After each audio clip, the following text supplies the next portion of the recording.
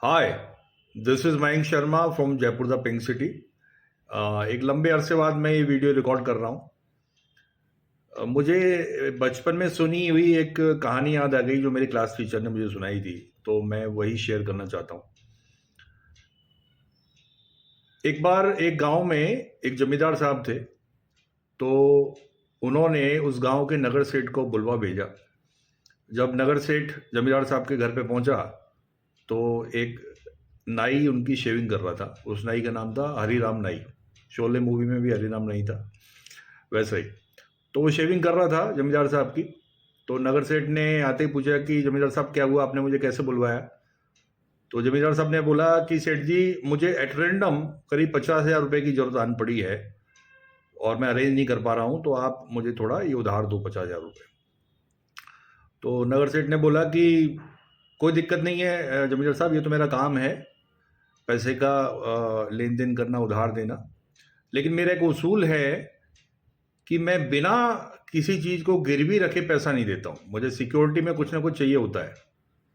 तो आप मुझे ये बताएं कि आप मुझे सिक्योरिटी में क्या दे रहे हैं, तभी मैं आपको पैसा दे पाऊंगा।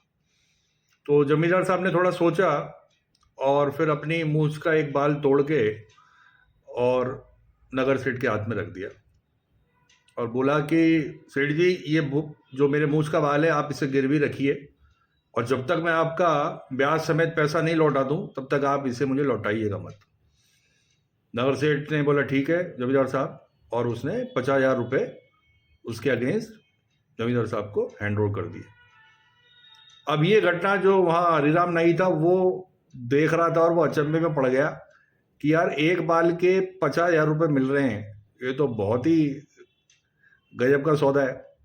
तो तुरंत वो अपना काम फिनिश करके नगर सेठ के पीछे पीछे उसके घर पहुंच गया और वहां जाके उसने तुरंत अपनी आधी मूछ साफ करी और नगर सेठ के हाथ में रख दी और कहा कि सेठ जी, ये लीजिए मेरी आधी मूछ और मुझे 25 लाख रुपए दे दीजिए।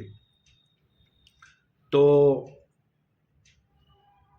नगर सेठ उसको पहचान गया कि ये वही हरिराम नाई है और हंसने लगा उसकी बात को देख के।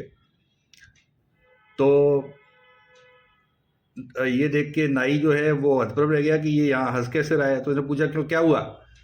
तो नगर सेठ ने कहा कि हरिराम, ये जो तूने मुझे आधी मूछ दी है, इसके अगेंस्ट में मैं तेरे को 1 रुपया भी नहीं दे सकता हूँ। तो नाई ने कहा कि क्यों, ऐसा क्यों सेठ जी? अभी आपने जमींदार साहब को मूछ के एक बाल के अगेंस्ट में 50,000 रुपये दे दिए, मैं तो अपनी आधी मूछ साफ करके आपको दे दी, तो कुछ तो पैसा मेरा भी बनता है। तो नगर सेठ ने उसे समझाया कि हरिराम, वो जो पैसा मैंने दिया है वो उस मूछ के बाल को नहीं दिया है, मैंने जमींदार साहब को दिया है। वो मूछ का बाल सिर्फ सिक्योरिटी है, वो मेरा पैसा रिटर्न नहीं करेगा। पैसा रिटर्न कौन करेगा? जमींदार साहब करेंगे। इसी तरीके से मैं यदि तुझे पैसा देता हूं तो मुझे पता है कि तेरा जो रिकॉर्ड है पेमेंट का वो खराब है, ना तेरे पास अर्निंग है, तो तू मुझे ये पैसा नहीं लौटा पाएगा। जबकि जमींदार साहब का मुझे पता है कि उनकी क्रेडिबिलिटी क्या है, उनकी असेट वैल्यू क्या है, वो 100% मेरे को पैसा समय पर चुका देंगे। तो ये जो कहानी है, ये क्रेडिबिलिटी को समझने के लिए मैंने सुनाई है और इस चीज को क्लियर करती है कि सिक्योरिटी जो होती है दैट इज इंपॉर्टेंट, बट उसका नंबर बाद में आता है।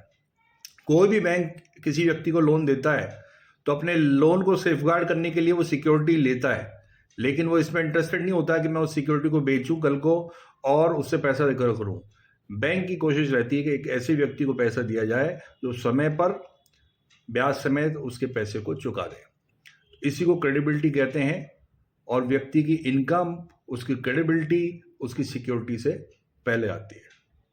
आई होप कि ये कई यंग जनरेशन वाले जो बैंक मैनेजर्स हैं, ऑफिसर्स हैं, उनको हेल्प करेगा ये वाली स्टोरी। एंड आप लोगों ने मुझे सुना, इसके लिए थैंक यू सो मच।